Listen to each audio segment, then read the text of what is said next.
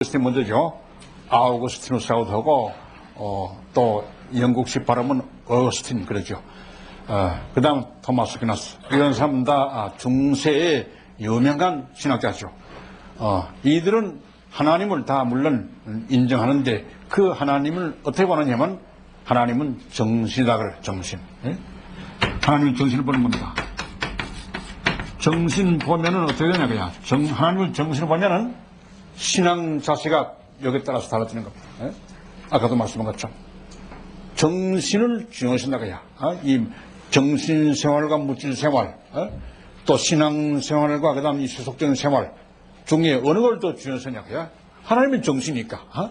하나님 정신이니까 하나님 그러니까 이 정신 생활을 더 중요하시는 것이고 따라서 신앙 생활을 더 중요하시는 것이고 그다음 세속 생활은 다 천시하고 이걸 또 경시하거든. 그러니까 다 죽어서 천당하는 데만 더 이제 참 열중하고 따라서 내세 구원이야.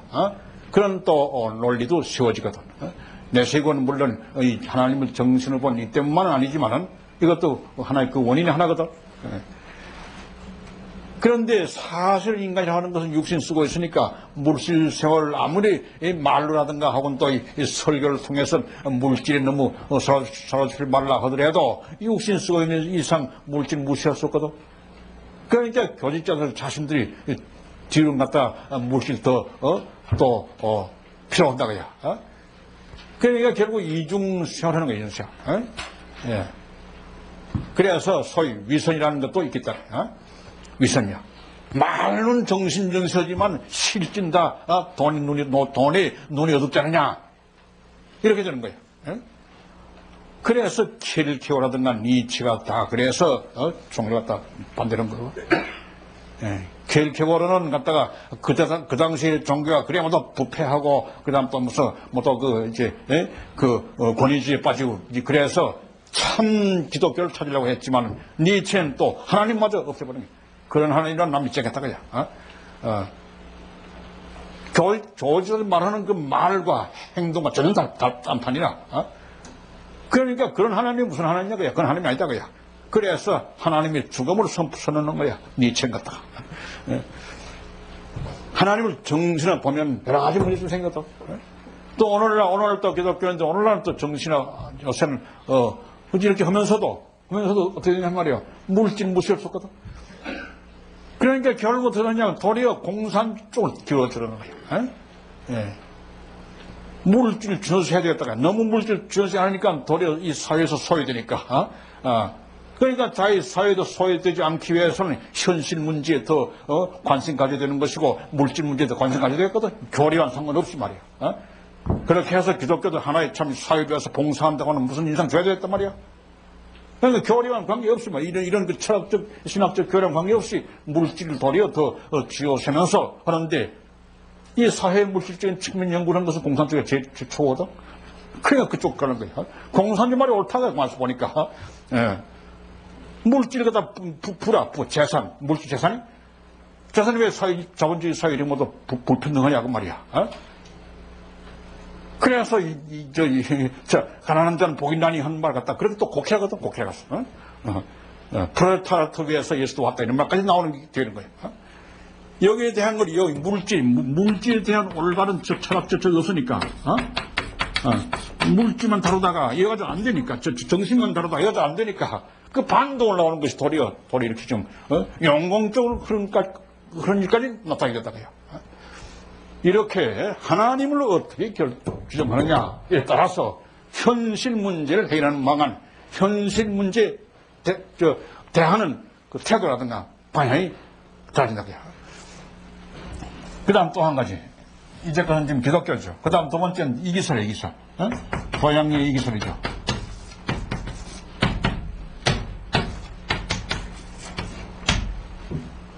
도양의 이기설인데. 내가 하는 건 이거 2번 말이에요. 요건 2법이고, 2법이고. 요건 긴 갖다가 음양이요. 도양은 음양을 거죠. 우린 양이라고 그러지만. 음양을 말하는 거야. 이 법은 우주를 지배하고 있는 하나의 법칙을 말하는 것이고, 이치와 법칙이요. 요건 같은 이건 물질을 말하는 물질, 진료라고 하고 물질을 말하는 것인데, 예? 예. 물질이면서 또 진료이면서 물질 상호 관계를 말해. 물질 상호 관계. 상호 관계를 말하거든. 예. 그래서 이기설은 뭐냐? 이 우주의 자연의 모든 현상, 자연이라는 건 늘 변화하고 운동하고 발전하고 그러거든. 그러니 전부 다 이와 기가 서로 상호작용함으로 말미암아서 자연계의 모든 변화가 일어난다 이렇게 보는 거예요. 뿐 아니라 인생 문제, 역사 문제도 마찬가지야. 인간의 그 참 이 기lum화복이라든가 역사에 하지 일들이 벌어지거든. 그 전부 다 이 음양계, 이 이와 기의 상호작용에서 벌어진다 이렇게 보는 겁니다. 한마디로 말해서 이기설은 갖다가 이 객관세계 우주의 그 법칙을 중요시하는 그런 그 학설이라고 합니다. 그러니까 여기서 이 장점이 뭐냐? 장점, 긍정적인 면이 있다 하면, 긍정적인 면이 있다 하면 뭐냐 하는 말이지. 법칙에 따르는 거야. 자연 법칙 따른다고 하는 거. 그거 대단히 좋은 거거든. 인간 다 법칙에 따라서 법칙에 순응해서 살아간다. 인간도 자연의 일부분이야. 우리 원리에서는 그렇지 않죠. 인간은 자연을 주관하는 주관자라고야. 그렇게 했죠, 우리는. 그러나 동양서상에서는 인간이라는 것도 자연의 이 나무라든가 동물이라든가 마찬가지로 자연의 한 부분이야. 그러니까 자연 법칙 속에 인간도 끼어들어서 같이 그 법칙을 따라 살아야 한다고 말이야. 그렇게 되거든. 그렇게 할 때 거기에 질서가 세워지고 조화가 세워지기 때문에 그런 것은 좋은 면이라고 말이야. 그러나 모든 걸 다 법칙에 몇 개 뿌린다 하는 그런 또 그 한 단점이 있거든. 그냥 예를 들어서 이 사회 혼란이 벌어졌다가 무슨 일, 무슨 여러 가지 혼란이 벌어졌다. 여기서 세계적인 혼란이 많이 벌어지거든. 무슨 사건이 벌어졌다. 큰 대사건이 벌어지고 대혼란이 벌어졌다가 그런 것도 다 이 동양 이기설 딴다면 그것도 하나의 다 법칙이야.